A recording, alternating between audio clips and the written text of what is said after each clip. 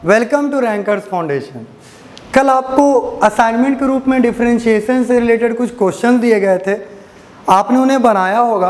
अगर आपने नहीं बनाया तो पहले उसे सॉल्व करें, फिर आप इस वीडियो को देखें। तो हमने डिफरेंशिएशन में जो सवाल करे थे, पहले तो हमने कुछ फार्मूला सीखा, बहुत बेसिक फार्मूला, और फिर हमने देखा कि अरे इतने फार्मूला सीखने के बाद भी इससे हमारा काम नहीं चल पा रहा है, हमें काफ़ी सारी दिक्कतें आ रही हैं। तो हमने उन फार्मूलाज को मॉडिफाई करना शुरू किया। हमने x की जगह समथिंग लिखना शुरू किया और हमारा फार्मूला एकदम से डाइवर्स हो गया और हर तरफ से काम आने लगा। तो हमने शुरू में लिखा था, पहले हम टॉपिक का नाम ही लिख देते हैं डिफरेंशिएशन। हमने पहले फार्मूला देखा dx का पावर n बाई dx, तो ये हमने जाना था nx का पावर n-1, पर हमने फिर देखा कि नहीं, इससे हमारा काम नहीं चलेगा। ये फार्मूला बहुत लिमिटेड है, ये फार्मूला बस x के लिए है, x पे पावर रहेगा तब के लिए है। लेकिन क्या हम अपने जीवन में केवल x पे बात करेंगे? नहीं, हम किसी भी चीज़ का पावर कर सकते हैं। तो हम x का स्क्वायर करेंगे तो ये फार्मूला लग जाएगा, ये फार्मूला काम करेगा, ये फार्मूला डिफरेंशिएट कर देगा। पर जैसे हम साइन स्क्वायर x करेंगे, अब ये फार्मूला काम नहीं करने वाला।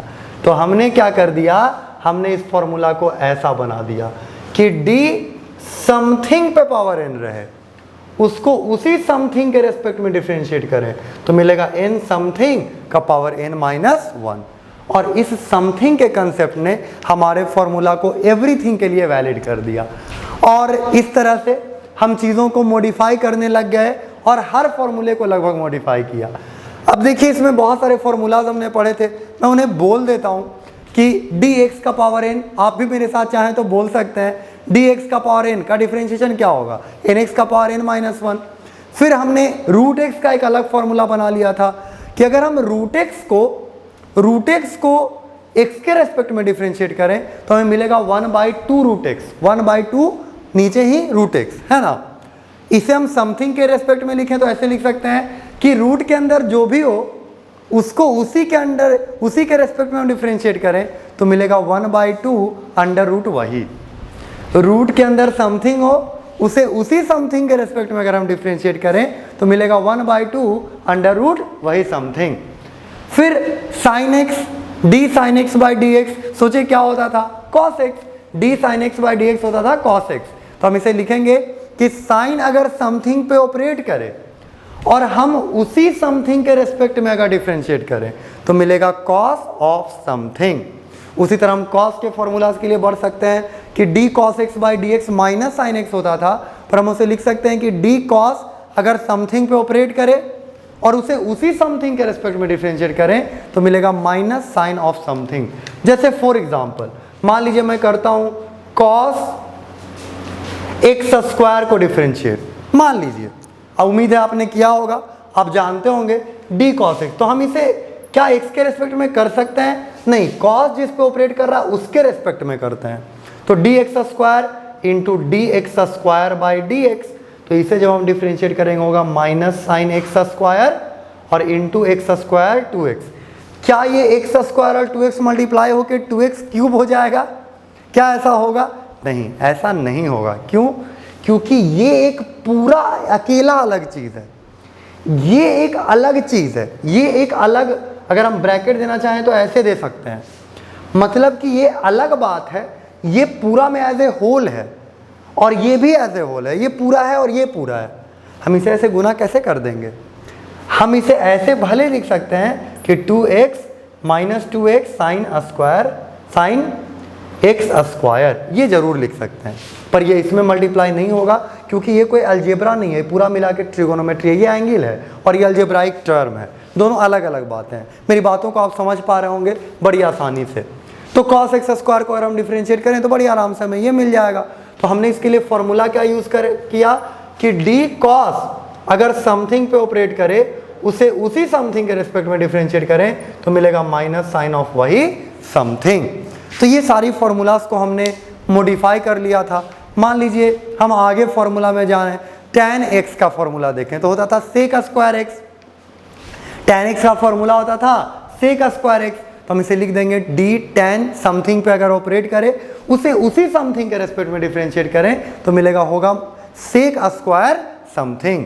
कॉट के लिए minus cosec square something, sec के लिए sec something into tan something, और कॉसेक के लिए minus cosec something into cot something. तो इस तरह से समथिंग समथिंग करके हमने एवरीथिंग के लिए ग्रास्प कर लिया था। हम फिर ln के फॉर्मूलाज में जाएं। मान लीजिए हम फॉर्मूला डिफरेंशिएट करना चाहें ln x को, तो हो जाएगा 1/x, लेकिन ln समथिंग है कि नहीं। जैसे हमें मान लीजिए डिफरेंशिएट करने मिल गया d ln tan x, तो हम इसे क्या करेंगे, ln जिस पे ऑपरेट करे तो इसे tan x के रेस्पेक्ट में करेंगे और d tan x by dx, तो ये हो जाएगा 1/tan x और d tan x का क्या होता है, tan x का डिफरेंशिएशन क्या होता है, सेक स्क्वायर x, तो ये हो गया सेक स्क्वायर x और ये हो जाएगा sec square x by tan x। इस तरह से हम इसे लिख सकते हैं। जो ट्रिगो में इसे और भी चेंजेस ला सकते होंगे मे भी, तो वो अगर आंसर में दिया रहेगा तो हम ऐसे चेंजेस भी ले आएंगे। वो ट्रिगो की बातें हैं, वो यहाँ डिफरेंशिएशन की बातें नहीं हैं। तो इस तरह से हम कर सकते हैं। मान लीजिए हमें मिलेगा e का पावर sin x को डिफरेंशिएट करने, तो d e का पावर जो भी हो अगर हम उसी के रेस्पेक्ट में डिफरेंशिएट करें, लेकिन हम फिर तो यहाँ लिखेंगे तो d sin x by dx, तो हो जाएगा e का पावर sin x, क्योंकि e का पावर जो भी हो उसको उसी के रेस्पेक्ट में डिफरेंशिएट करेंगे तो मिलेगा e का पावर वही, और sin x का हो जाएगा cos x। तो इस तरह से ये डिफरेंशिएशन भी हमारा कंप्लीट हो जाएगा।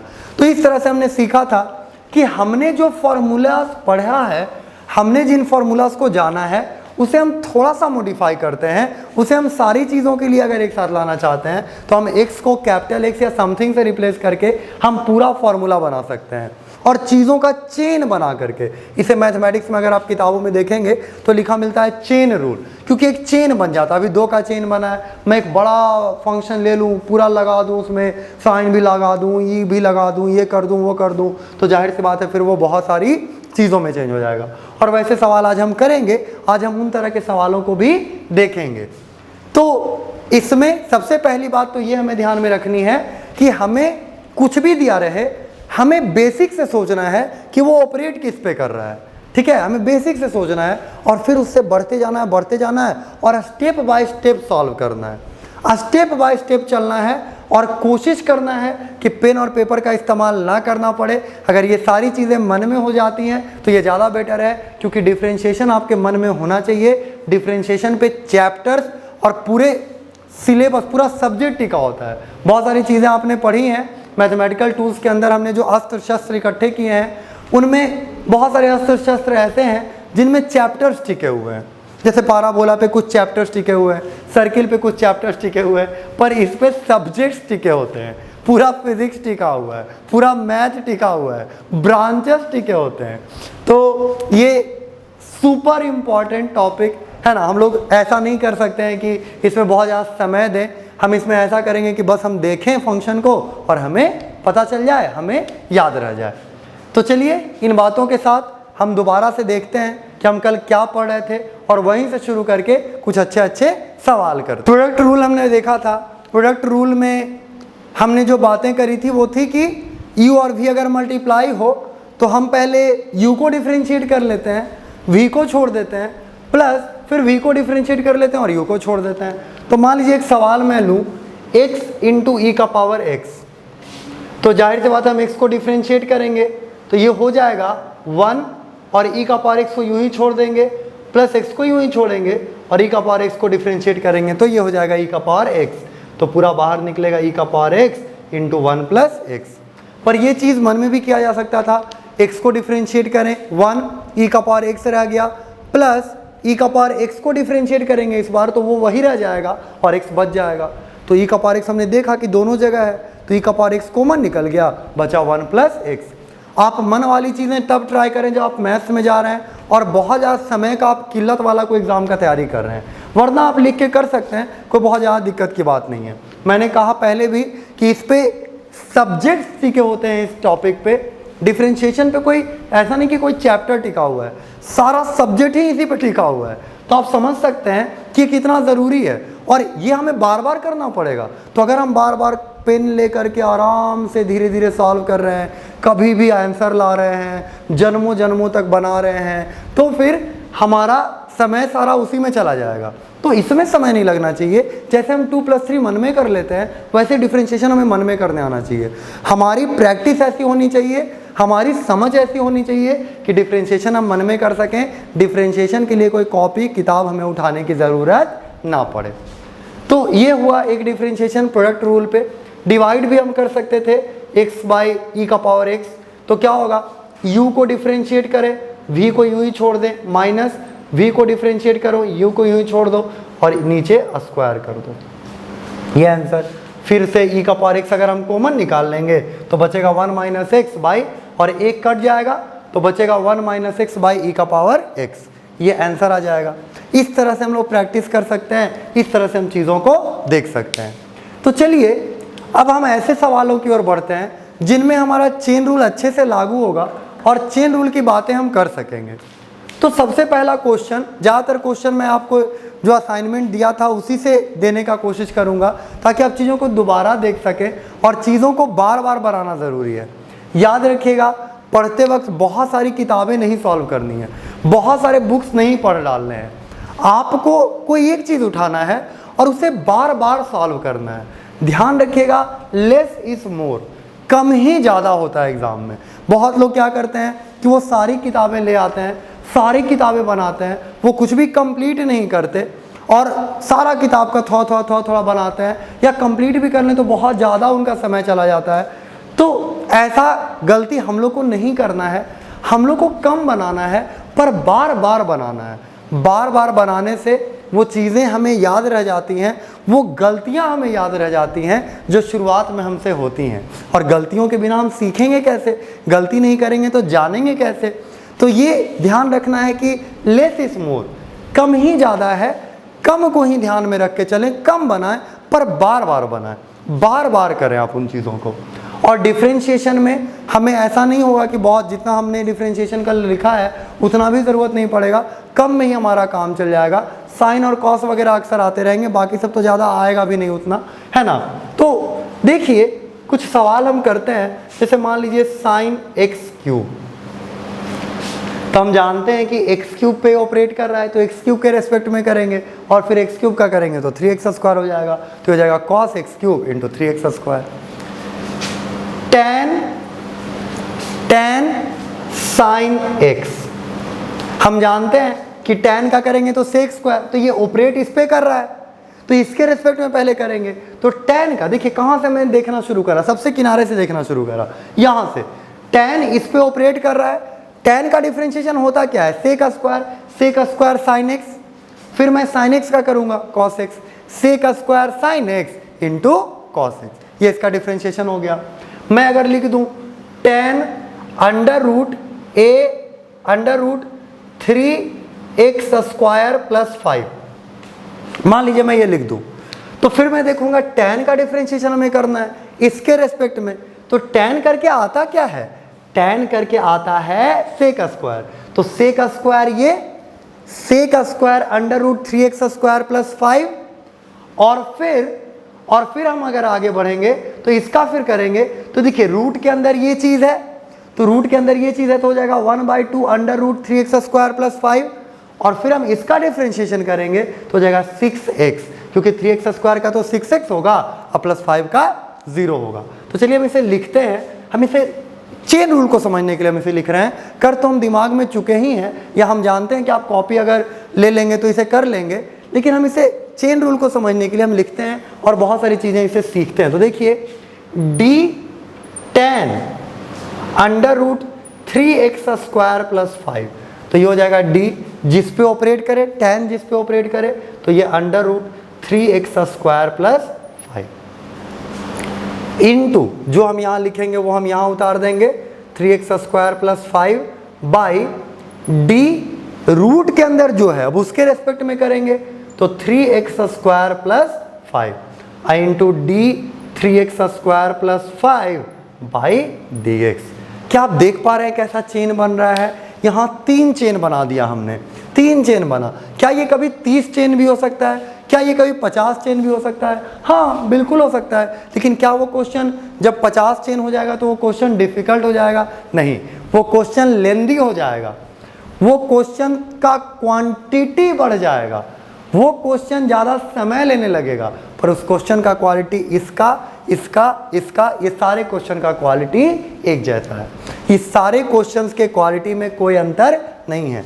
ये क्वांटिटी बढ़ गया पर क्वालिटी नहीं बढ़ा। जितनी भी चीज़ों को हम डिफ्रेंशिएट करेंगे, अगर फॉर्मूला हम नहीं भूले हैं, फॉर्मूला हमें याद है, तो कभी क्वालिटी नहीं बढ़ने वाला, हमेशा क्वांटिटी बढ़ने वाला है। तो इसका डिफ्रेंशिएशन करेंगे तो हमने देखा ही था कि सेक स्क्वायर इतना, 1/2 अंडर रूट इतना, और इंटू इसका 6x प्लस 5 का 0, तो 5 का डिफ्रेंशिएशन, कांस्टेंट का डिफ्रेंशिएशन 0, तो ये हमारा आंसर आ जाएगा।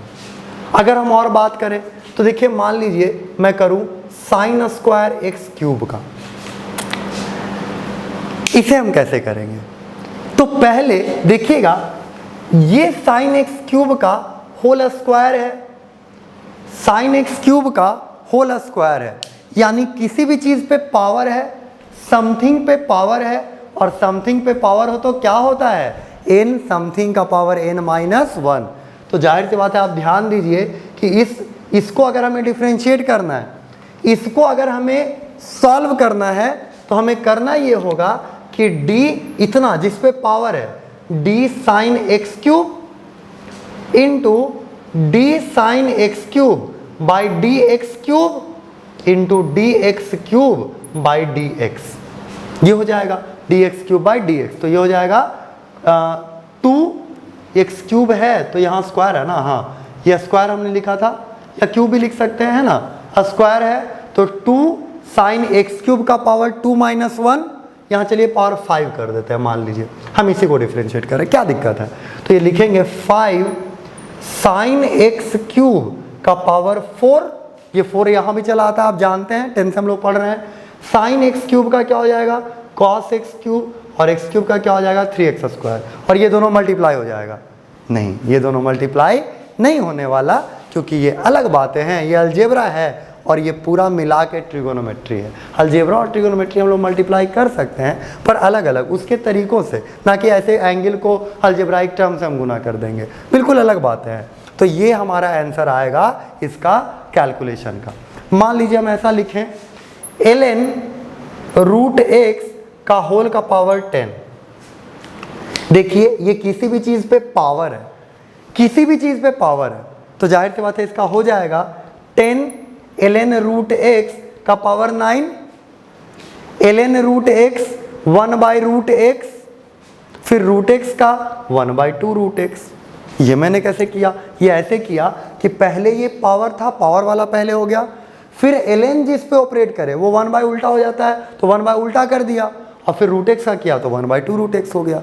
तो ऐसे आप अब बारीकी से देख पा रहे होंगे कि जब हम चेन में आगे बढ़ते हैं, जब हम चेन में आगे की ओर बढ़ते हैं, तो हमें कैसे हमें बढ़ना पड़ता है, कैसे हमें चीज़ों को देखना पड़ता है, वो आपको थोड़ा थोड़ा समझ में आ रहा होगा। तो कल जिन क्वेश्चंस में आपको दिक्कत हुई, आप उन क्वेश्चंस को दोबारा बनाएं, कमेंट में या फिर सीधे ग्रुप में या मैसेज करके आप बताएं कि आपको किन किन क्वेश्चंस में दिक्कत हुई, उन्हें कल हम दोबारा डिस्कस करेंगे। और डिफरेंशिएशन से आगे बढ़ के हम दूसरा टॉपिक पढ़ने वाले हैं जिसका नाम है इंटीग्रेशन। तो क्या डिफरेंशिएशन खत्म हो गया है? नहीं, डिफरेंशिएशन तो अभी शुरू हुआ है। डिफरेंशिएशन, फिर उससे रिलेटेड और भी चीज़ें हम धीरे धीरे जानते रहेंगे, पर मेरा ऐसा मानना है कि पहले चीज़ों से जान पहचान बना लिया जाए और फिर जो रिसर्च करने लायक टॉपिक हैं उस पर रिसर्च किया जाए। तो अभी हम जान पहचान बनाने जा रहे हैं एक नए तरीके से, जिसका नाम है इंटीग्रेशन। जब हम कोई फॉर्मूला पढ़ते हैं, जब हम कोई टॉपिक को उठाते हैं, तो प्लस और माइनस तो हम ऐसे भी कर लेते हैं, प्लस और माइनस में हमें कोई दिक्कत नहीं आती है। लेकिन प्लस और माइनस को अगर हम छोड़ दें, प्लस और माइनस को अगर हम दूर हटा दें, तो क्या बचता है? या तो मल्टीप्लाई करना बचता है या डिवाइड करना बचता है। जब फॉर्मूला में दो चीज़ें डिवाइड होती हैं तो उसका मतलब स्लोप निकलता है, और स्लोप के लिए हमने देखा था डिफरेंशिएशन। उसी तरह जब दो चीज़ें मल्टीप्लाई होती हैं तब एरिया निकलता है, और एरिया के लिए हम देखने वाले हैं इंटीग्रेशन। मतलब ये टॉपिक उस चीज़ के लिए है कि जहाँ पे डिवाइड होता था, जहाँ हम डिफरेंशिएट करते थे तो ज़रूर मल्टीप्लाई भी होता होगा, तो वहाँ हम इंटीग्रेट करेंगे, वहाँ एरिया फाइंड करेंगे। तो देखिए कि मान लीजिए कि हम कोई भी डिवीजन वाला फॉर्मूला लिख लें, तो वहाँ अगर डिवाइड हुआ है तो भाई मल्टीप्लाई तो कुछ ना कुछ होता ही होगा ना। तो वहाँ जहाँ मल्टीप्लिकेशन की बातें आएंगी वहाँ हमें इंटीग्रेशन करना होगा, और जहाँ डिवीजन की बातें होंगी वहाँ हमें डिफरेंशिएशन करना होगा। तो हम मल्टीप्लिकेशन करना सीख रहे हैं, उसका नाम है इंटीग्रेशन। क्या होता है इंटीग्रेशन? तो देखिए बचपन से हम लोग इंटीग्रेट एक्चुअली करते रहे हैं, आपने सारी काम चीज़ें बचपन में ही कर ली थी, बस हम उसे देख रहे हैं कि अच्छा ये क्या करते थे हम। तो देखिए मान लीजिए मैं दे दूं वेलोसिटी टाइम ग्राफ, और आपको बोलूं कि ये ग्राफ बना दिया मैंने कि ये है 10 मीटर पर सेकेंड, और ऐसे कर करके आप चलते रहे, ग्राफ बनाते रहे, 2 सेकेंड तक ये ग्राफ आपका बना। हमने ग्राफ को देखा, ग्राफ को देख के हमें ये समझ में आ रहा है कि भाई साहब इसका तो वेलोसिटी कभी चेंज ही नहीं हो रहा है, और वेलोसिटी कभी अगर चेंज नहीं हो रहा है इसका मतलब ये कांस्टेंट वेलोसिटी से चल रहा है, और कांस्टेंट वेलोसिटी से अगर ये चल रहा है तो वेलोसिटी है कितना, 10 मीटर पर सेकेंड, और अगर वो वेलोसिटी 10 मीटर पर सेकेंड है तो चला कितना दूर तक है, देर तक है, 2 सेकेंड तक। तो वो चला कितनी दूर तक है, तो 10 मीटर पर सेकेंड, यानी 1 सेकेंड में 10 मीटर, तो 2 सेकेंड में कितना, 20 मीटर, यानी कि वो चला कितना दूर है, 20 मीटर। हमने कहा कि आंसर तो 20 मीटर आया, बड़ी आराम से हमने निकाल दिया। पर जो लोग, कुछ लोग होते हैं, कैसे निकाल दिया, क्या किया तुमने? तो हम फिर उन्हें बताने लगे कि अच्छा हमने इन दोनों को मल्टीप्लाई किया। तो उसने कहा ऐसे कैसे मल्टीप्लाई कर दिया? तो फिर आप उसे बहलाने फुसलाने के लिए आप ये कह सकते थे, या सिंपल एक प्रोसेस ये कह सकते थे कि आपने इस 10 और इस 2 को मल्टीप्लाई किया, तो इससे निकला क्या, देखिए ये अगर मान लीजिए इसे लेंथ मान लें तो ये ब्रेड्थ है, इसे लेंथ मान लें तो ये ब्रेड्थ है। तो कहने का मतलब आपने इसका, इस रेक्टेंगल का क्या निकाल दिया, एरिया निकाल दिया। मैंने स्क्वायर टाइप से बना दिया है, स्केल पे नहीं है ये ग्राफ, नहीं तो ये रेक्टेंगल ही बनेगा, क्योंकि 10 और 2 है, तो रेक्टेंगल का जो एरिया हुआ वो 20 है, और डिस्टेंस भी 20 है, डिस्प्लेसमेंट भी 20 है कि नहीं? तो यानी कि इसका जो एरिया है, इसका जो एरिया है वो हमें क्या दे रहा है, वो हमें इसका डिस्प्लेसमेंट दे रहा है। यानी हमने जब 10 और 2 को मल्टीप्लाई किया, हम जब वेलोसिटी टाइम ग्राफ से डिस्प्लेसमेंट कैलकुलेट कर रहे थे तो हम एक्चुअली में एरिया कैलकुलेट कर रहे थे, और एरिया कैलकुलेट कर लिया तो वही हमारा डिस्प्लेसमेंट का आंसर भी हो गया। तो इसमें अगर हम बढ़ें, इसमें अगर हम बात करें तो देखिए ये तो बड़ा आराम से सपाट ग्राफ था, कोई बच्चा ऐसा होता कि इतना सीधा साधा ना होता, वो ऐसे चलता, तो क्या हम एरिया निकाल लेते? बिल्कुल निकाल लेते। ये अब रेक्टेंगल ना हो के एक ट्रेपेजियम हो गया है, हम इसका भी एरिया निकालना जानते हैं।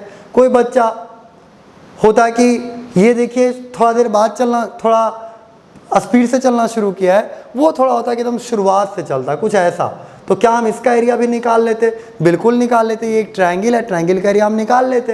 तो कहने का मतलब अगर ऐसा फिगर है तो हम आराम से एरिया निकाल लेंगे। पर सोचिए अगर कोई ऐसे चलता, ये बहुत टेढ़ा बच्चा है, इसका एरिया अगर आपको निकालना रहता, इसका डिस्प्लेसमेंट निकालना रहता, और ये वेलोसिटी टाइम ग्राफ है, तो आप क्या करते? फंस गए हम कैसे निकालेंगे? तो ऐसी चीज़ों का अगर आपको एरिया ढूंढना है, जाहिर सी बात है चीज़ें हमेशा ऐसी नहीं रहेंगी, हमेशा ऐसी नहीं रहेंगी, हमेशा ऐसी नहीं रहेंगी, कभी कभी ऐसी हो जाएंगी। तो इसका एरिया हम कैसे निकालेंगे? हम ऐसे निकालेंगे, हम उस समय इंटीग्रेट कर देंगे। तो इंटीग्रेट कैसे करेंगे देखिएगा। हम करते क्या है इंटीग्रेट करते वक्त कि एक बहुत पतला स्ट्रिप ले लेते हैं, याद ही है आपको, हम dx लिख देते हैं तो कितना बड़ा चेंज होता है, जन्मों जन्मों तक 0 बोलना पड़ता है हमें। तो ये dx का एक स्ट्रिप ले लेंगे हम, और हमें इस ग्राफ का तरीका पता है कि ये ग्राफ का इक्वेशन क्या है, ये ग्राफ बना कैसे है। तो हम इस स्ट्रिप को यहाँ रखेंगे, इस स्ट्रिप का एरिया निकालेंगे, फिर इस स्ट्रिप को बगल वाले पॉइंट पे रखेंगे, वहाँ एक एरिया निकालेंगे, और ऐसे करके सारी जगह स्ट्रिप का एरिया निकालेंगे, और फिर हम सारे एरियाज को जोड़ देंगे, तो हमें इस पूरे कर्व का एरिया मिल जाएगा कि नहीं।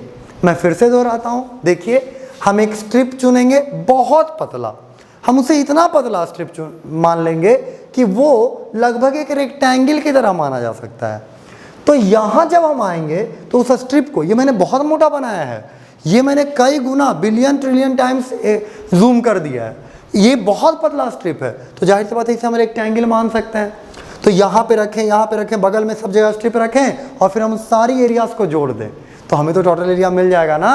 और ये जो प्रोसेस हमने करा, ये जो हमने सारे एरिया निकाल के, स्ट्रिप के एरिया को निकाल के जोड़ा, उसे क्या कहते हैं? उसे कहते हैं इंटीग्रेशन।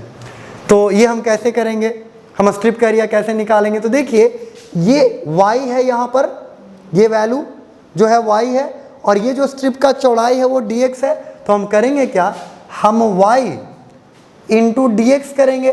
देखिए लेंथ इंटू ब्रेड्थ किया और हम इसे इंटीग्रेट कर देंगे, ये इंटीग्रेशन का साइन है। एस लिखिए और एक दोस्त को बोलिए कि भाई तुम उधर से पकड़ो और हम इधर से पकड़ते हैं और खींचिए। एक एस लिखिए, एस मतलब समेशन, एरिया को जोड़ना, एस लिखिए और एक दोस्त को उधर से पकड़वा लीजिए, एक दोस्त को इधर से, बोलिए घींचो, घींच के एक साइन बनेगा ना ऐसा टाइप से, वही इंटीग्रेशन का साइन है। और हम इसे इंटीग्रेट करेंगे तो हमें ये पूरा एरिया मिल जाएगा। लेकिन हमें पता ही नहीं है कि हम कहाँ से कहाँ तक इंटीग्रेट करें, तो वैसे इंटीग्रेशन को कहते हैं इनडेफिनिट इंटीग्रेशन। तो और क्या बोल सकते थे, इनडेफिनिट इंटीग्रेशन। जब हमें पता ही नहीं है कि हमें कहाँ से कहाँ तक इंटीग्रेट करना है, तो जाहिर सी बात है बस एरिया का इक्वेशन आ जाएगा कि एरिया का इक्वेशन आ गया और फिर वो काम हो गया। तो एरिया का इक्वेशन आकर के रह जाएगा, तो उसे हम कहेंगे इनडेफिनिट इंटीग्रेशन। पर हमें पता है कि यहाँ से यहाँ तक इंटीग्रेट करना है, यहाँ से यहाँ तक, तब हम क्या करेंगे? तो सोचिए उसका नाम क्या होगा, आप खुद से गेस करिए। डेफिनिट इंटीग्रेशन, उसका नाम होगा डेफिनिट इंटीग्रेशन। तो जब हमें पता नहीं होगा कि हम कहाँ से कहाँ तक इंटीग्रेट कर रहे हैं तो उसे हम कहेंगे इनडेफिनिट इंटीग्रेशन। और जब हमें पता होगा कि हम यहाँ से यहाँ तक इंटीग्रेट कर रहे हैं, हमें इंटीग्रेशन का लिमिट पता होगा कि यहाँ से यहाँ तक काम हो रहा है, तो उसे हम कहेंगे डेफिनिट इंटीग्रेशन। अब सोचिए इसे पता नहीं था तो हमने आराम से ये वैल्यू निकाला, इसको इंटीग्रेट किया, कुछ इक्वेशन आया, छोड़ दिया कि भाई तुमको जहाँ तक ज़रूरत रहे तुम अपने से वैल्यू पुट कर लेना और आंसर निकाल लेना। लेकिन जब हमें पता है कि ए से बी तक इंटीग्रेट करना है तो सोचिए क्या करेंगे। पहले हम बी तक का एरिया पूरा निकाल लेंगे, बी तक सारा एरिया निकाल देंगे, फिर हम ए तक सारा एरिया निकाल देंगे और इन दोनों को क्या कर देंगे, माइनस कर देंगे। तो हो क्या जाएगा कि इसे ऐसे लिखते हैं, ए से बी तक, ए से बी तक। और ये करते क्या है इसमें करते ये हैं कि पहले हम ए पुट करते हैं, सॉरी पहले हम अपर लिमिट पुट करेंगे, पहले हम बी पुट करते हैं। बी पुट करने से देखिए हमने इनडेफिनिट इंटीग्रेशन करके एक इक्वेशन लाया हुआ है, एरिया का एक पूरा पैटर्न ही लाया हुआ है, पूरा तिजोरी लाया हुआ है एरिया का। उसमें हम अगर 2 पुट करेंगे तो 2 तक का एरिया आ जाएगा, उसमें हम 5 पुट करेंगे 5 तक का एरिया आ जाएगा। तो इनडेफिनिट इंटीग्रेशन करके पहले ही तिजोरी हम ला चुके हैं।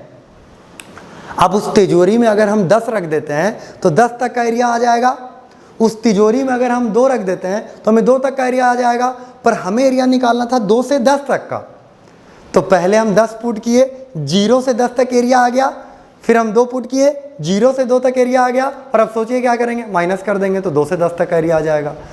तो जब हम इनडेफिनिट करते हैं हम कुछ ये सब तामझाम नहीं करते हैं, लेकिन जैसे हम डेफिनिट इंटीग्रेशन करते हैं एक लोअर लिमिट हो जाएगा जहाँ से हमें एरिया निकालना है, एक अपर लिमिट हो जाएगा जहाँ तक हमें एरिया निकालना है, और जहाँ तक निकालना है, जहाँ से निकालना है, उन दोनों को माइनस कर देंगे तो हमें मिल जाएगा डेफिनिट इंटीग्रेशन। क्या ये बातें हमें समझ में आ रही हैं? हाँ, ये सारी बातें बहुत आसानी से क्लियर हो रही हैं कि इंटीग्रेशन किसे कहते हैं। पहली बात, इंटीग्रेशन हम बचपन से ही कर रहे थे, पर हम छोटे छोटे फॉर्मूला का इस्तेमाल कर रहे थे, ट्रायंगल का, रेक्टेंगल का, ट्रेपेजियम का, तो हमें उतना पता नहीं चल रहा था। पर अब हमारी ज़रूरतें ऐसी हो गई कि कोई बच्चा उतना सीधा ना रहे।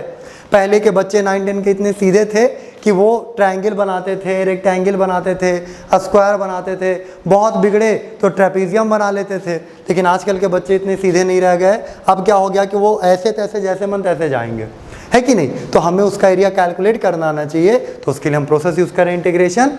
और उसमें 2 तरीके हैं, डेफिनिट और इनडेफिनिट। इनडेफिनिट जब हमें नहीं पता होगा कि कहाँ का एरिया निकालना है, और जब हमें पता होगा तो उसे हम बोलेंगे डेफिनिट इंटीग्रेशन।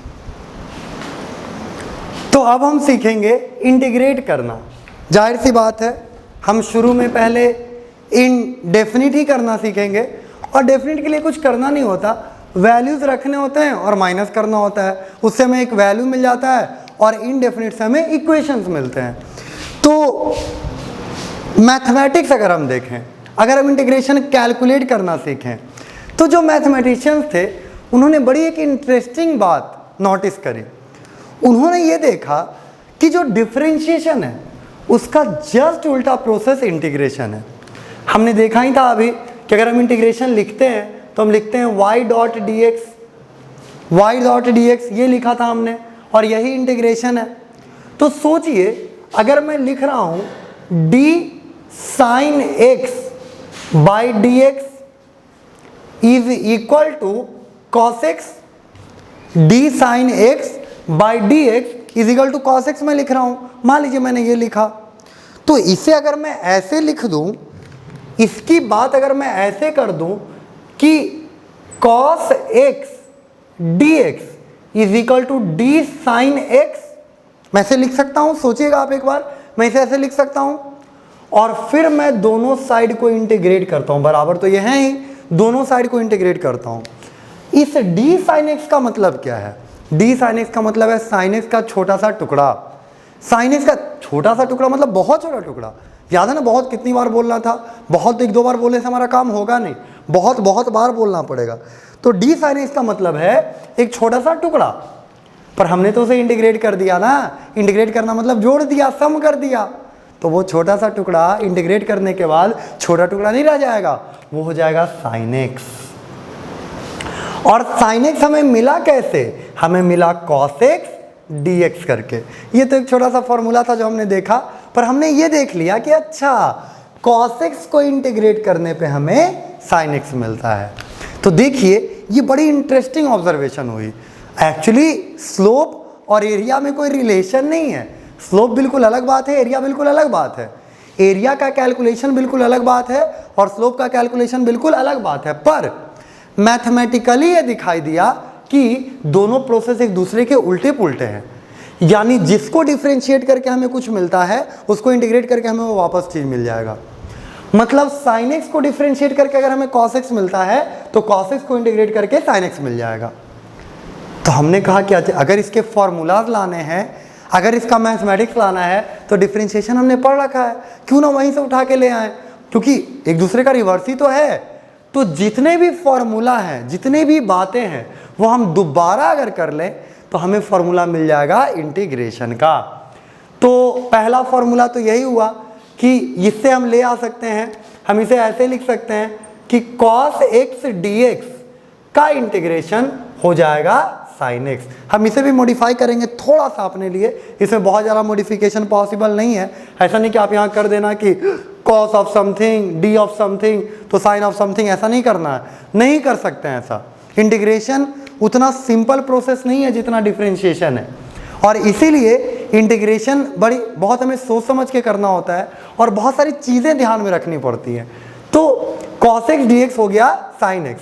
उसी तरह आगे की अगर हम बात करें, अगर हम आगे का लफड़ा लगाएं तो हम ये देख पाएंगे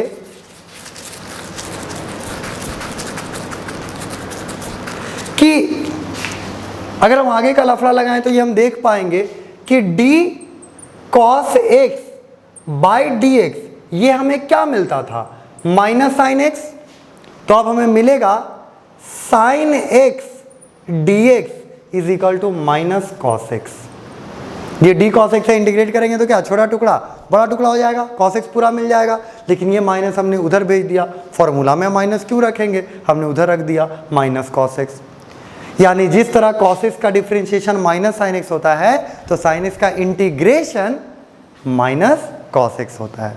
साइन x का इंटीग्रेशन माइनस cos x का इंटीग्रेशन साइन x। और देखिए हमने लिखा था d tan x by d x is equal to, हमने लिखा था सेक स्क्वायर एक्स।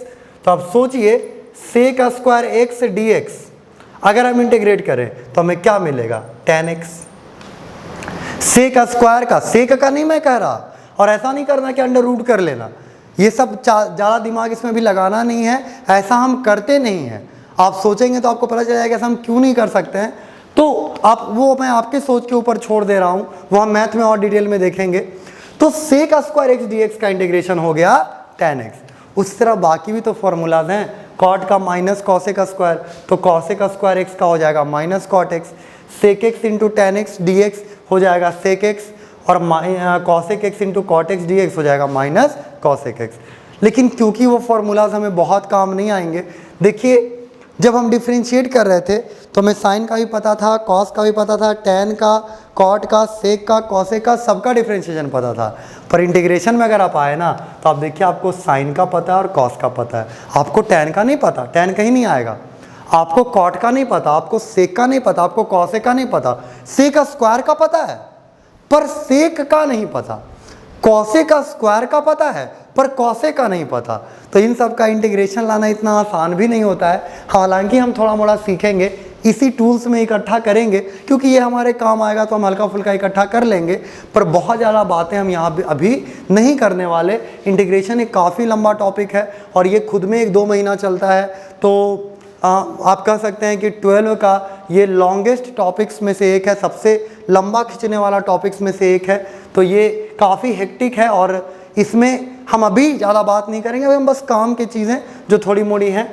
तो ये चीज़ें आप ध्यान रखें कि ये दोनों फार्मूला सुपर इंपॉर्टेंट है, आप चाहें तो इसे भी छोड़ सकते हैं। और एक बात और हम कर सकते हैं कि जो हमें ज़्यादा काम आएगा वो तो अलजेब्रा है ना, एक्स स्क्वायर का इंटीग्रेशन, एक्स क्यूब का इंटीग्रेशन, एक्स का पावर 5 का इंटीग्रेशन, एक्स का पावर -1/2 का इंटीग्रेशन, ये सब तो हमें ज़्यादा काम आएगा। तो हम उसका इंटीग्रेशन देखते हैं, हम पहले उसकी बात करते हैं।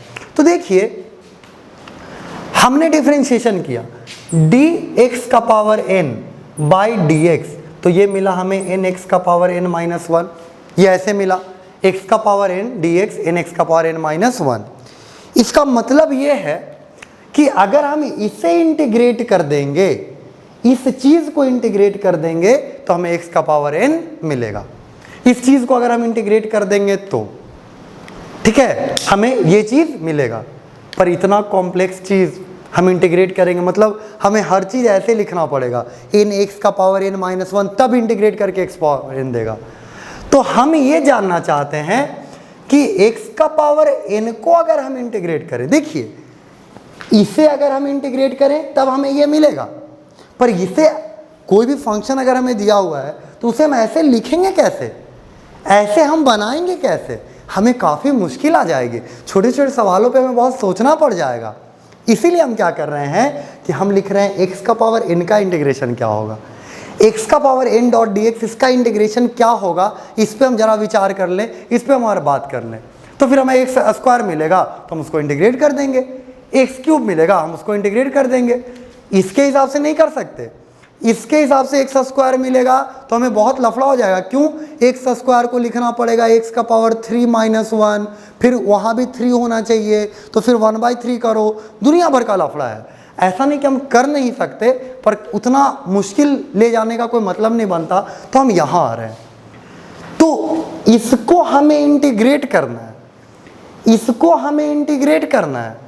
तो हमें पता है कि डिफरेंशिएशन का उल्टा, डिफरेंशिएशन का रिवर्स प्रोसेस होता है इंटीग्रेशन। डिफरेंशिएशन का अगर हम उल्टा कर दें, डिफरेंशिएशन का अगर हम रिवर्स कर दें तो हमें इंटीग्रेशन मिलता है, हमें ये बात पता है। तो सोचिए कि अगर मुझे जानना है, समझिएगा, डिफरेंशिएशन का उल्टा करते हैं तो हमें इंटीग्रेशन मिलता है, ठीक है। तो अगर हमें जानना है कि ये इसका इंटीग्रेशन क्या होगा, तो हमें ये जानना चाहिए कि किसको डिफरेंशिएट किए होंगे, तो ये आया होगा। अगर हम ये पता कर लें कि किसको डिफरेंशिएट करने से ये मिला होगा तो हमारा काम तो हो गया ना, हमने तो चीज़ें जान ली, किसको डिफरेंशिएट करने से ये आया होगा, ठीक है, ये हमें जानना है।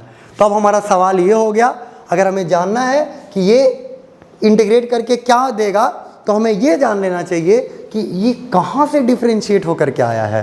तो इतना तो तय है कि डिफरेंशिएशन में एक पावर घटता है, जिसको भी डिफरेंशिएट करके ये आया होगा, जिसे भी डिफरेंशिएट करने पे x का पावर n मिला होगा, उसका डिग्री ज़रूर x का पावर n+1 रहा होगा। इतनी तो पक्की बात है, इतनी तो पक्की बात है। लेकिन आप सोचिए कि अगर मैं इसे डिफरेंशिएट कर दूं तो मिलेगा क्या, n+1 x का पावर n+1 - 1 यानी n। तो ये तो बच गया ना, ये बच गया। तो इसके लिए हम क्या करेंगे, हम पहले से ही इसे लगा रखेंगे, इसको नीचे डिवाइड करके रखेंगे। जैसे हम नीचे डिवाइड करके रखेंगे ये तो आएगा, पर नीचे हमने पहले से व्यवस्था कर रखा है, वो आएगा काट देगा, तो बचेगा तो केवल यही। यानी ये एक ऐसा चीज है जिसको अगर हम डिफरेंशिएट करें तो हमें मिलेगा x का पावर n। हमें क्या मिलेगा, x का पावर n। चलिए इस चीज को दोबारा समझ लेते हैं कि क्या हमने करा, ये कैसे हमने करा। देखिएगा, ध्यान से देखिएगा कि हमें जानना ये था कि x का पावर n डॉट dx क्या होगा। x का पावर n को अगर हम इंटीग्रेट करें तो हमें क्या मिलेगा। तो हम जानते हैं कि डिफरेंशिएशन का उल्टा होता है इंटीग्रेशन, यानी डिफरेंशिएशन का रिवर्स। तो अगर हम ये जान लें कि किसको डिफरेंशिएट करके ये आएगा तो हम जान जाएंगे कि जिसको डिफरेंशिएट करके ये आएगा तो इसको इंटीग्रेट करके वो आएगा। तो हमें जानना पड़ेगा कि किसको डिफरेंशिएट करे होंगे, किस फंक्शन को डिफरेंशिएट किया होगा तो x का पावर n मिला होगा। तो डिफरेंशिएशन से तो 1 डिग्री घट जाता है ना, यानी जिसको भी डिफरेंशिएट करके ये पावर n आया होगा उसका पावर n+1 रहा होगा। तो हमने लिख दिया x का पावर n+1। पर हमने जब इसको डिफरेंशिएट किया तो देखा कि n+1 तो बचा हुआ है, तो हमने नीचे भी एक n+1 का व्यवस्था कर दिया। अभी जैसे आएगा, देखिए इसको अगर मैं डिफरेंशिएट करूँ तो ये तो हमने पहले ही रख रखा है 1/n+1, और इसको ही डिफरेंशिएट करूँगा तो n+1 x का पावर n+1 - 1 ही, और ये देखिए कट जाएगा, ये बच गया ना। तो इसको डिफरेंशिएट करके ये मिल गया, तो इसको इंटीग्रेट करके ये मिलेगा ना। तो इसी का आंसर हो जाता है x का पावर n+1/n+1। और ये हमारी सबसे ज़्यादा काम में आने वाली चीज़ है, ये हमारे लिए सबसे ज़्यादा ज़रूरी चीज़ है, क्योंकि इसके बिना हमारा काम नहीं चलने वाला। पता नहीं इसका काम पड़ेगा कि नहीं, पता नहीं इसका काम पड़ेगा कि नहीं, पता नहीं हम लोग जो टैन वगैरह पढ़ने वाले हैं उसका काम पड़ेगा कि नहीं, लेकिन इसका काम ना पड़े ऐसा हो ही नहीं सकता है। इसका काम तो पढ़ना ही पढ़ना है, क्योंकि ये x पे पावर है, x की बातें हैं, x का डिग्री है, x का पावर स्क्वायर, x का पावर 3, x का पावर 3/2, x का पावर रूट, ये सब तो आते ही रहेगा ना। तो ये सब हमें ज़रूरत पड़ती रहेगी। तो इसे अच्छे से लिख लेते हैं, थोड़ा सजा के लिख लेते हैं कि x का पावर n डॉट dx को अगर हम इंटीग्रेट करें तो मिलेगा x का पावर n+1/n+1। x का पावर n+1, x का पावर n+1/n+1, ये हमें मिलेगा, ऐसा हम मान के चल सकते हैं। जिस फॉर्मूले को हमने पढ़ा, जिस फॉर्मूले को हम सबसे ज़्यादा इस्तेमाल करने वाले हैं, चलिए उस पर थोड़ा सा रिसर्च कर लेते हैं, थोड़ा सा उस पर क्वेश्चंस बना लेते हैं। तो हमने पढ़ा कि dx का पावर n/dx, सॉरी x का पावर n डॉट dx, है ना, ऐसे लिखेंगे हम, x का पावर n डॉट dx, ये इंटीग्रेट होकर के आएगा। जब हम इसे इंटीग्रेट करेंगे तो मिलेगा x का पावर n+1/n+1। और सीधी सी बात है, बहुत मुश्किल बात नहीं है, इसको डिफरेंशिएट करें तो ये मिलेगा, तो इसको इंटीग्रेट करेंगे तो ये मिलेगा, सीधी सी बात है। तो अभी सीधी सी बात में कुछ क्वेश्चंस करते हैं। तो मैं यहाँ क्वेश्चंस लिख रहा हूँ, पहले आप बोर्ड पे पहले आप वीडियो को पॉज करके बनाएंगे और उसके बाद हम इस पे आगे की बात करेंगे।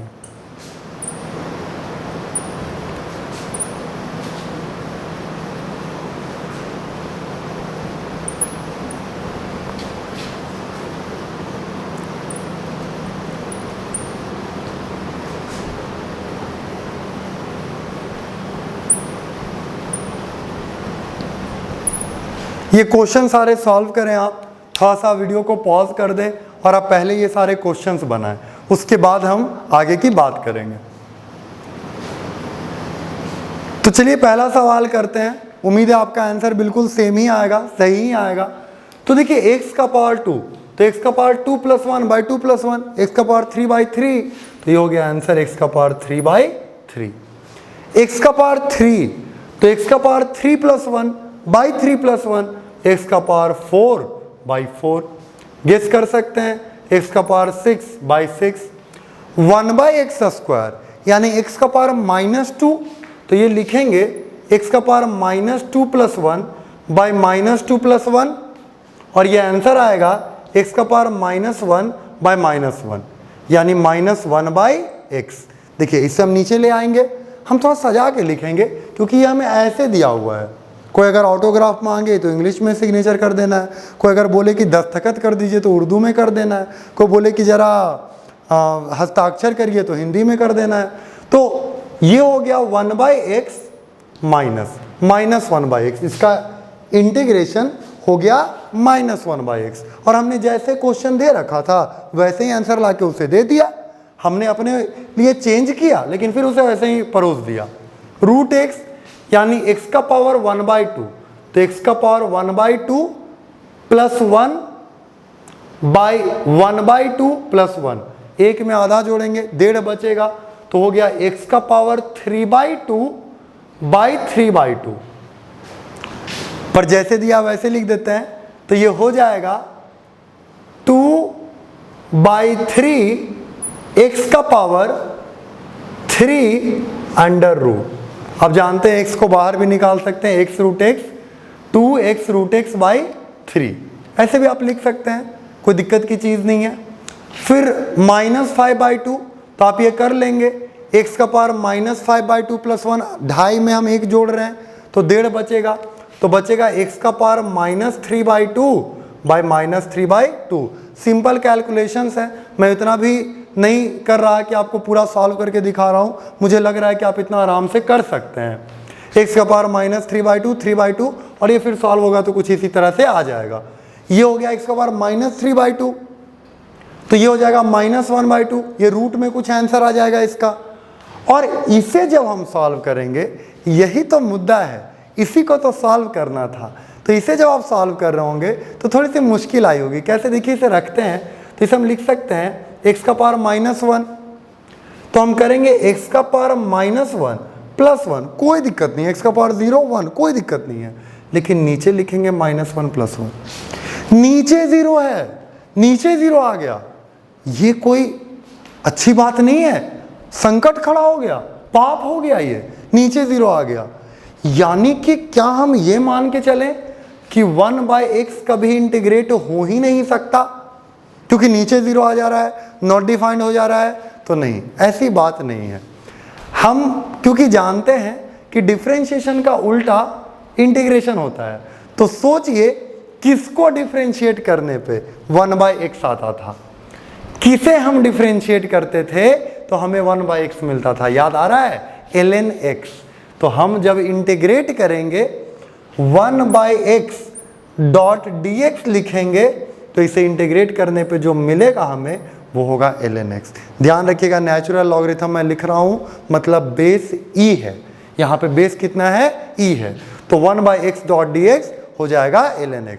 और यही वो बात है जो हमें ध्यान में रखनी है, ये कोई पावर का सवाल नहीं था, ये लॉगरिथम का सवाल था। 1/x.dx का इंटीग्रेशन कितना होता है? ln x।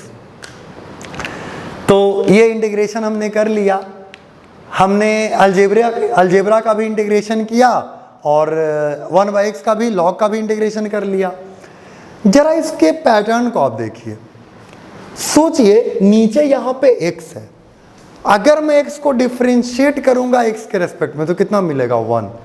यानी ऐसी इसमें कुछ बात है कि नीचे जो है उसका डिफरेंशिएशन ऊपर मौजूद है, नीचे जो भी लिखा हुआ है उसका डिफरेंशिएशन ऊपर मौजूद है ना। तो हम ऐसे में कहेंगे कि नीचे जो भी हो उसका डिफरेंशिएशन ऊपर मौजूद हो, नीचे जो भी हो उसका डिफरेंशिएशन ऊपर मौजूद हो, तो जो आपको फॉर्मूला मिलेगा, जो इंटीग्रेट करके मिलेगा, वो होगा ln ऑफ वही। नीचे जो भी हो उसका डिफरेंशिएशन ऊपर मौजूद हो, तो जो फॉर्मूला आपको मिलेगा वो हो जाएगा ln ऑफ वही। तो चलिए यहीं से हम कल की चर्चा शुरू करेंगे। कल हम इंटीग्रेशन को थोड़ा सा और आगे देखेंगे और फिर हम डिफरेंशिएशन और इंटीग्रेशन की दुनिया में जो सबसे आसान चीज़ें होती हैं, जो हमें